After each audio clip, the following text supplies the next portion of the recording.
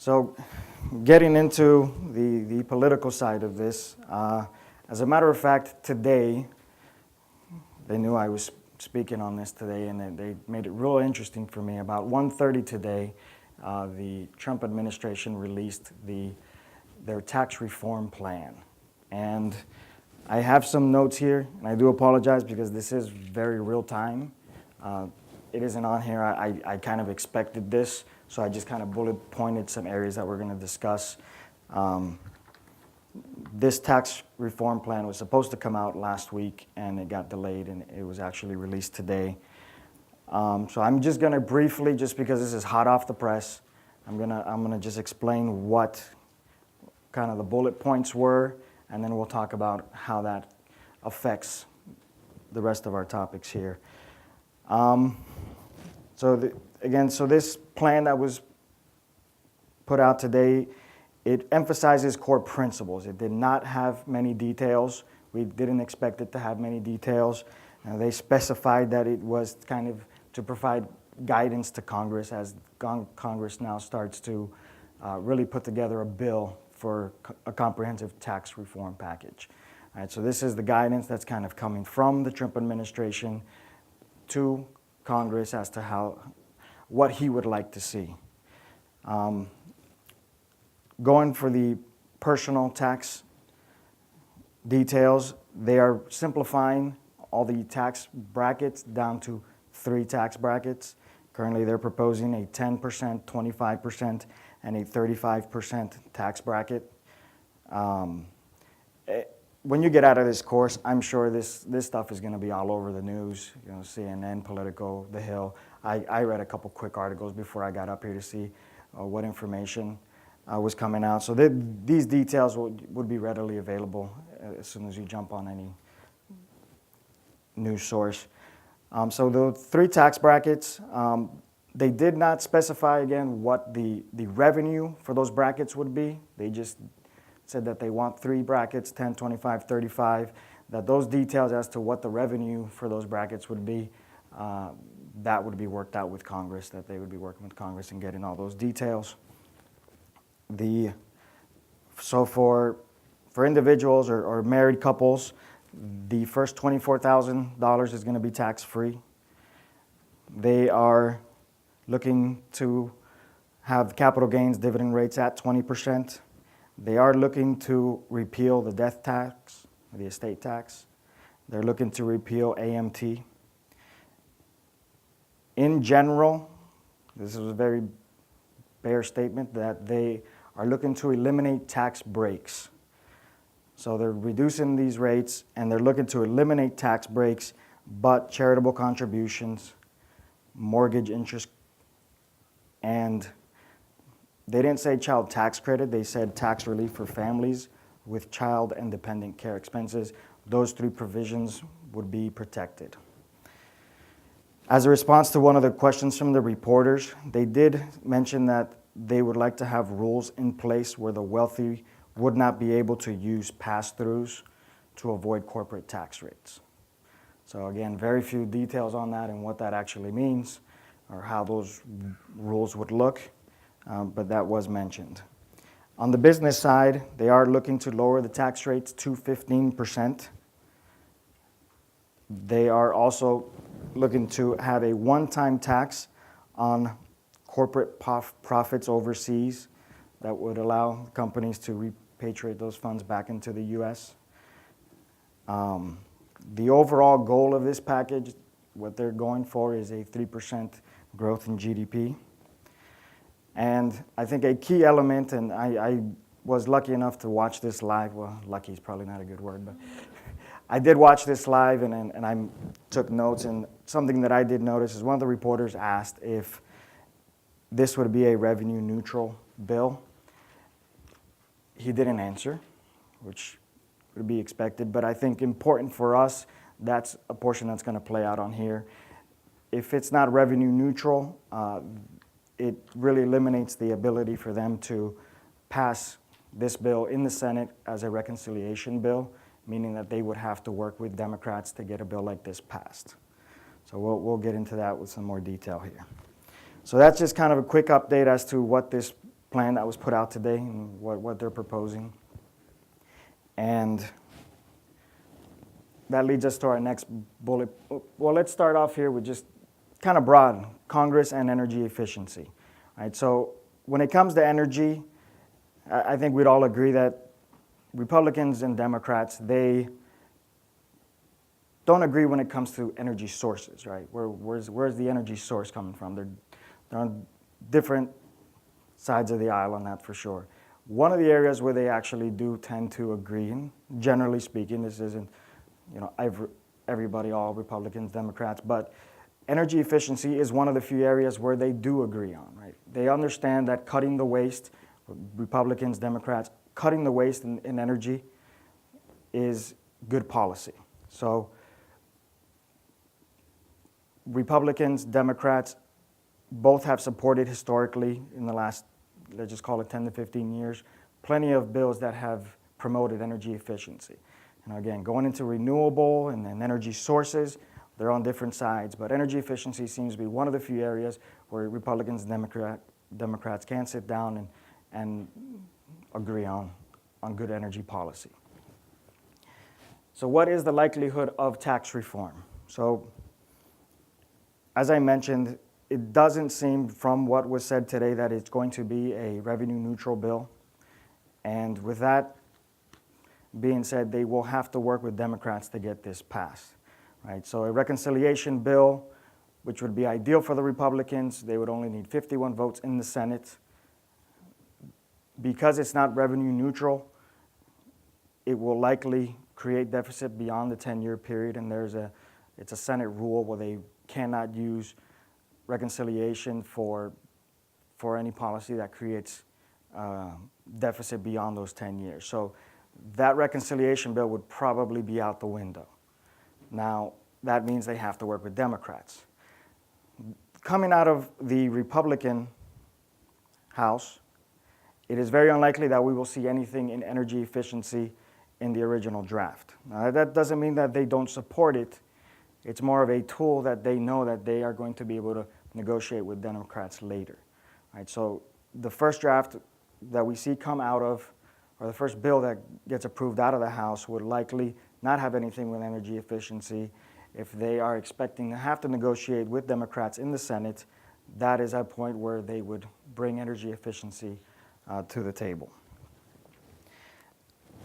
Assuming that tax reform is still a viable option and they are working with Democrats, Senator Wyden has already to date in this current Congress drafted a bill that is technology neutral. It's a technology neutral incentive for building energy usage. Really kind of to break that down, what that technology neutral plan looks like, it's an expansion of 179D. So if you're familiar with the energy efficient commercial building tax deduction, this plan put together by Wyden is really an expansion on that, where the new construction would continue as current 179D, where it would be a theoretical analysis versus ASHRAE 90.1, and retroactive or existing buildings with retrofits, the incentive for that would be more performance-based. So there would be a certain amount of the deduction that would be allowed in the year that it was placed in the service, like 179D, but then there would be some follow-up, some M&V that would have to occur and throughout, I'm not sure on the specifics, whether it be 2 years. If it reaches those goals, they could qualify for the remainder of the incentives. And compared to 179D, this package is much more hefty. We're talking up to about possibly $9 per square foot, as opposed to the current $1.80 per square foot. So again, this is a draft that Wyden has already done, and this version of 179D has been floating around for a few years. So if we are looking at tax reform as a viable option, and again, so I'm trying to put the pieces together as to tax reform is viable, energy efficiency is going to be left off the House bill. Will it be negotiated on the Senate side? More than likely, it is one of those few areas where both Democrats and Republicans agree on. So there is support for energy efficiency on both Democratic and Republican side, and assuming tax reform does go through, there's a good chance, I would say, that it would be included. May not be the current provisions as we know them, but it could possibly be something similar. So right now, it hasn't actually been introduced as a bill. It's kind of going around as what he's calling a technology neutral incentive, where they're not picking specific types of technology, whether it be solar or geothermal systems. It's similar to 179D. Right? So 179D, as long as the energy modeling software can model it, then it's a viable technology. Now, if they have to work with Democrats and, well, I guess let's talk about time frame. So time frame, will this happen within this year? The House is going to start now working on putting together this first bill. Right? The bill is going to probably originate from the House. It's unlikely that the Senate will work on a bill at the same time. They will probably wait for the House to finish their bill. So I believe as of right now, the Ways and Means Committee is looking to have some hearings in the month of May. So it would probably take 2-3 months before a bill actually comes out of the House, at which point the Senate would then start to begin their bill. So my personal guess is that we're probably looking into early next year, if I had to guess. Again, personal guess, and there's no way to predict this stuff, right? We kind of, what have we seen in the past, and we try to apply it with some common sense, and who knows what really it's going to happen up there. So I would think if it were to happen, it would probably push into next year, which puts us into question, well, then would we see tax extenders if it doesn't happen this year? Well, the Republican House wants to use what's called a policy baseline as they're doing their tax reform, which it essentially assumes that any currently expired provisions, they assume it to be extended, and they account for it in their budget and their point system. So if they let these provisions expire and they don't renew it at the end of this year, they start to kind of risk losing, I call it that fluff in the budget, where now they're going to compare to their new tax reform bill to a leaner bill, to an older budget. So the House would have some incentive to make sure that these provisions do continue on as they're working on tax reform. So 179D, 45L, these provisions that we're going to be discussing, is it likely that we will see an extenders package if tax reform isn't done this year? I would lean more towards yes, because the House has a reason to make sure that those dollars stay within their policy budget. So we're breaking this apart into the expired and the current provisions. First two expired provision that we're going to talk about is Section 179D, which kind of breaks down into two sectors, the government projects and commercial building held by private sector, and the Section 45L, which is the energy efficient home credit. So what is Section 179D?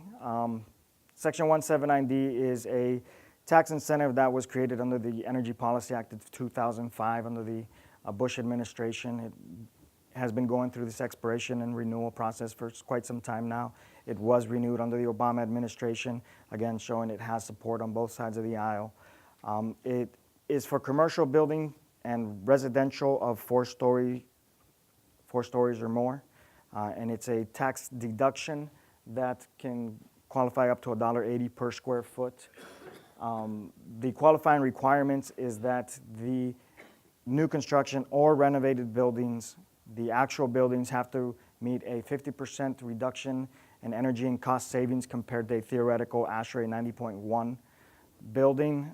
Which ASHRAE are we dealing with? Depends on the year that the property was placed into service. So currently we're looking at 2001, from 2006 to 2015, and ASHRAE 2007 for projects placed in the service in 2016. If you don't meet that 50% savings, you could qualify for partial deductions, which would be 60 cents per square foot for lighting, 60 cents per square foot for HVAC, and 60 cents per square foot for building envelope. The energy savings versus that ASHRAE theoretical building would have to be 15% for HVAC, 25% for lighting, and 10% for building envelope. Those percentages do change depending, again, on what year the property was placed into service, but most recently, the last 3 or 4 years, it has been 15, 25, and 10.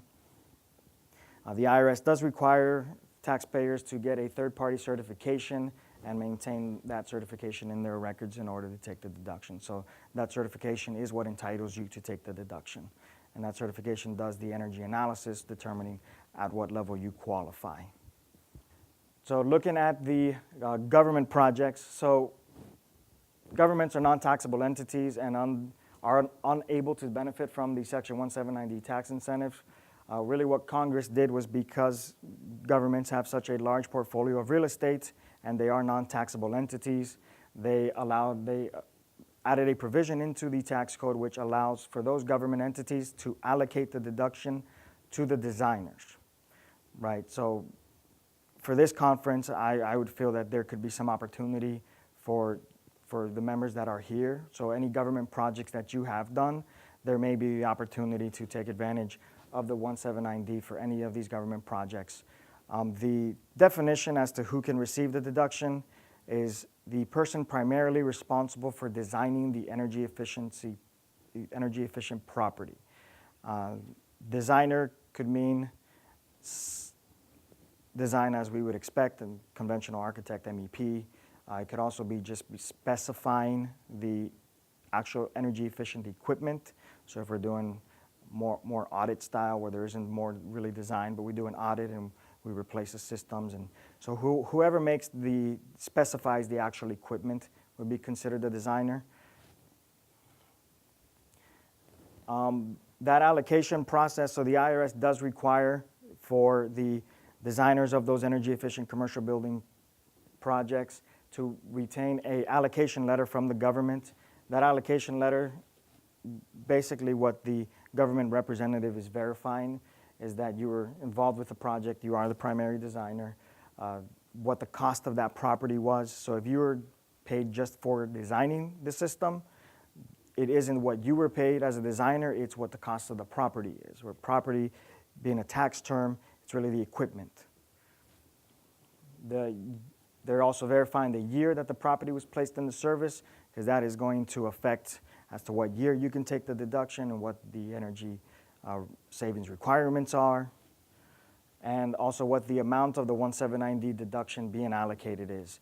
So that's kind of a tricky one, because usually designers that are looking to get an allocation letter don't know if it's going to qualify because they haven't completed the certification process, because they don't want to do the certification process with a third party if they don't know if they're going to get the allocation letter. So typically what we see is the amount of the 179D deduction being allocated more as a percentage. So 100% of the deduction goes to this designer. The IRS does allow for the government agency to divide the deduction to multiple designers. So if there were multiple parties involved, they can, and at that point you could just divvy it up as a percentage. I don't think that was the original intent, but it's what's kind of worked in the industry, because, like I said, you're not going to start the certification process unless you know you get the allocation letter. And the allocation letter, getting that is not a guarantee. So Section 179D for commercial buildings. So similar to the government side, same process, same requirements, same energy reduction standards, same $1.80 per square foot, 60 cents for each of the individual categories. One of the biggest difference between the designer of government projects and the commercial building owners is that on the commercial side, on private sector buildings, it's an accelerated depreciation, right? So these are typically 39-year assets to these businesses. When they make these expenses, those costs get capitalized over 39 years, meaning they would depreciate typically 1/39 of that cost every year for the next 39 years. So what does 179D do? It's an incentive, and it allows you to take up to that $1.80 per square foot in year one, as opposed to waiting those 39 years to recover that cost. So that's the accelerated depreciation side of it. Now, so what does the accelerated depreciation mean in terms of value?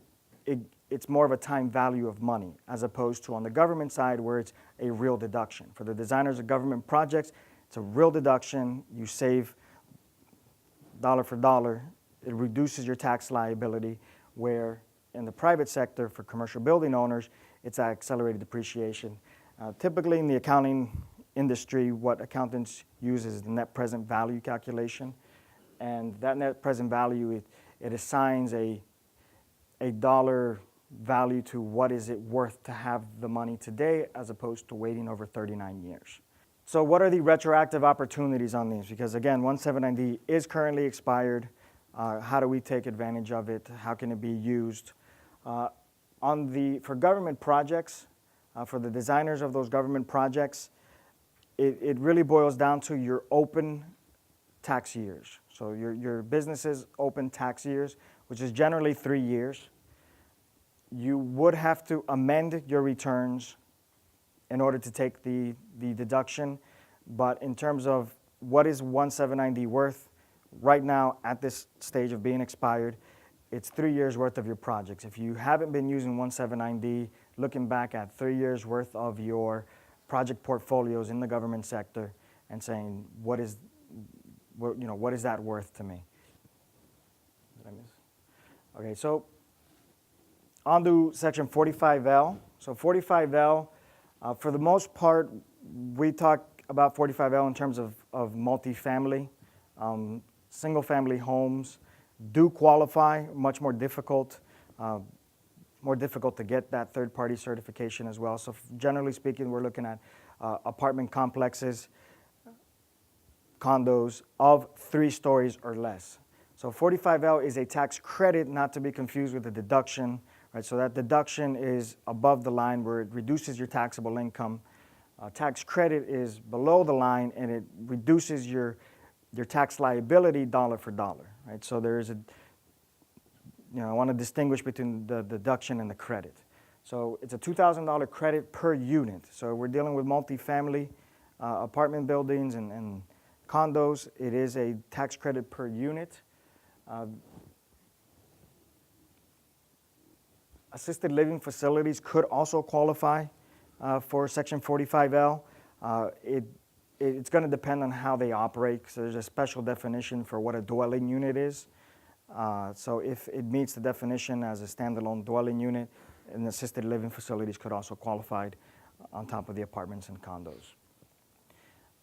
So the credit is available to the contractor or the developer who owned the units in the year they were leased or sold, and the units must be projected to save at least 50% of heating and cooling and energy compared to the requirements currently of a 2006, the IECC standards. So this is an all or nothing, not like 179D where there is the 50% and you get $1.80, or the partials. 45L is all or nothing. You hit the 50% target and you qualify, or you don't. And do want to point out that it is for developers and contractors on the year that the units were leased or sold, right? So the systems had to have been placed into service in terms of use by an occupant. So what can we do with these expired provisions? Our experience really is getting informed, learning what these incentives are, being able to go back and get in front of previous clients that you feel, projects that you were involved with, that may be qualifying for some of these. There are great reasons to get back in front of them and let them know that the improvements that they made with you could qualify for these additional incentives. It's a great tool. Obviously, if this were real time and they weren't expired, it's a great tool going forward, right? So if 179D does get extended, 45L does get extended, as you're going out and you're doing these energy efficiency projects, understanding that these incentives are available to your private clients, commercial building owners, bringing this information to them. It's another way of reducing the payback period, improving the ROI. As you're reducing their energy consumption and their cost and the maintenance, these are other tools that are allowing for them to help pay for these improvements that they're doing with you. So 45L, 179D on the private side, at this point, it's, is it going to get extended? If so, great tool to have going forward. If it doesn't get extended, it could create some opportunity going back to your old clients and touching base and talking. We have specific clients that have brought these opportunities to their clients and said, we could take that additional cash flow from the tax deduction or that tax credit, and we can start that phase 2, that phase 3 project that we had been talking about. So it's a great way to get back in front of your clients and help put money back in their pocket for work that they've already done and possibly do some more work going forward. 179D on the government sector side, if your companies have worked in the government sector, it could be a deduction right to your bottom line. So now looking at some of the currently active provisions, which are related to energy efficiency. Section 168 of the Internal Revenue Code is the maker's special classification for energy efficient property. This boils down to really 2 sections: 5-year recovery for special energy efficient property, and bonus depreciation. And another topic we're going to talk about, which is currently also active, is the low-income housing tax credit utility allowance. So Section 168 eligible property. So these are the systems that have been laid out by the IRS as to properties that qualify for that special classification: solar, water, heat, geothermal, thermoelectric, solar thermal process heat, photovoltaics. So these are all the different systems that could qualify for this special classification. And that special classification is, we've talked about that typically 39-year asset. These components, because of this provision, are allowed to be classified as 5-year property. So these systems, and that capitalized cost that goes into implementing these systems into the buildings, they could be they qualify as 5-year property. So that means that they are depreciated over 5 years as opposed to 39 or 15. Some of these are 15. So that the incentive is that they get to recover those costs in 5 years as opposed to 15 or 39. Like Section 179D, the value in this is that accelerated depreciation, which will improve the project's return on investment, the payback periods from a time value of that additional cash flow. So again, we're dealing with accelerated depreciation. Here's a quick sample payback with that maker's 5-year recovery. There is a solar hot water system. Total cost of implementing those systems was $300,000. The estimated annual savings on that solar hot water system was $60,000 a year. So a simple payback on that would be a 5-year payback period, right? So that's something that similar to a project that you could be doing, and when you're looking at the energy savings only, that would be your payback period on a project like this. When you account for the fact that that solar hot water system is a Section 168 property and it could get classified as a 5-year asset, we can add that net present value to our payback period calculations. So I did a net present value on a 39-year property with a 10% discount rate. We had talked about somewhere between 8 to 12 is what we find that accountants are using. So we used a 10% discount rate on this, and that created a $63,544 NPV. Right, so if we add that NPV and the estimated annual savings, you see there's a total of $72,000, and it reduced that simple payback 5 years, from 5 years to 4.126, which is roughly about 11 months. So you could see that just by being aware of these incentives and these provisions that are out there, as a company that's doing these projects, it didn't cost you anything yet you were able to show these clients that they could reduce it by 4.126 years as opposed to 5. All right, so there's no cost to this. This is more informational. It's ensuring that the taxpayers are aware that the systems that they're placing into service qualify as Section 168 property, and providing that NPV calculation on the payback analysis and on your ROI. So it's accounting for those extra dollars, because this is what Congress was looking for. Congress was looking for ways to incentivize. So if a client isn't moving forward on a project with 5 years, but they might with 4 years, that really was the intent of what Congress was doing with these provisions. Moving the needle and getting the buildings owners to make these improvements to their buildings.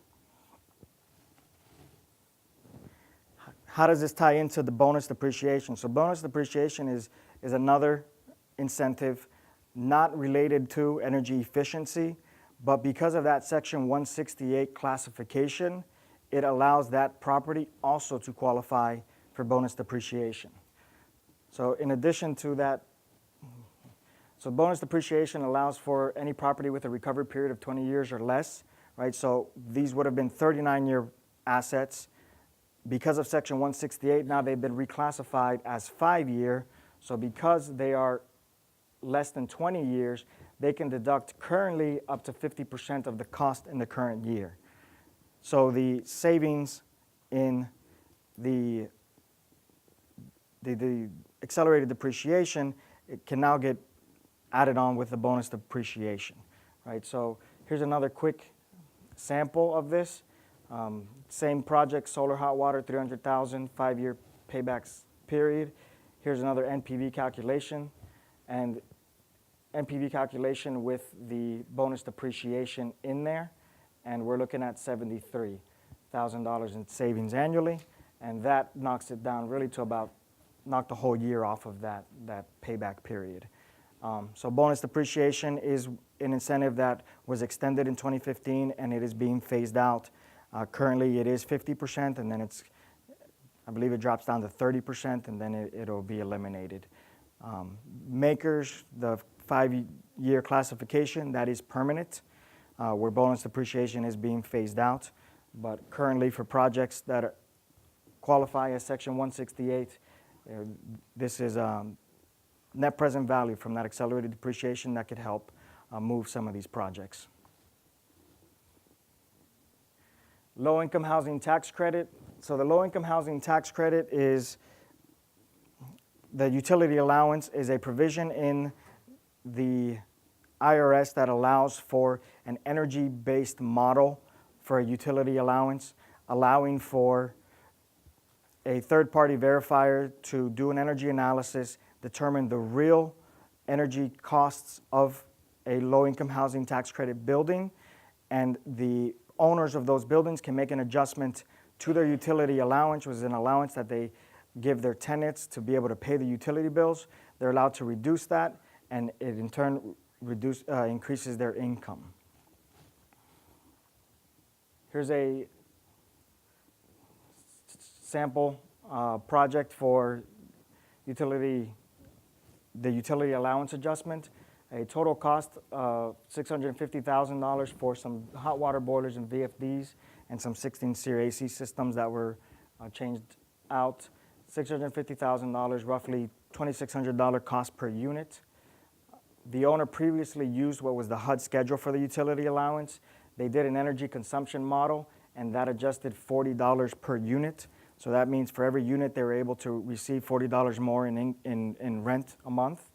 The revenue increase was $10,000. Annual revenue increase was $120,000. So that $650,000 cost with the utility allowance adjustment, it allowed them to increase the revenue by $120,000. If we were to look at that as a payback just from the utility allowance decrease, it would be 5 years.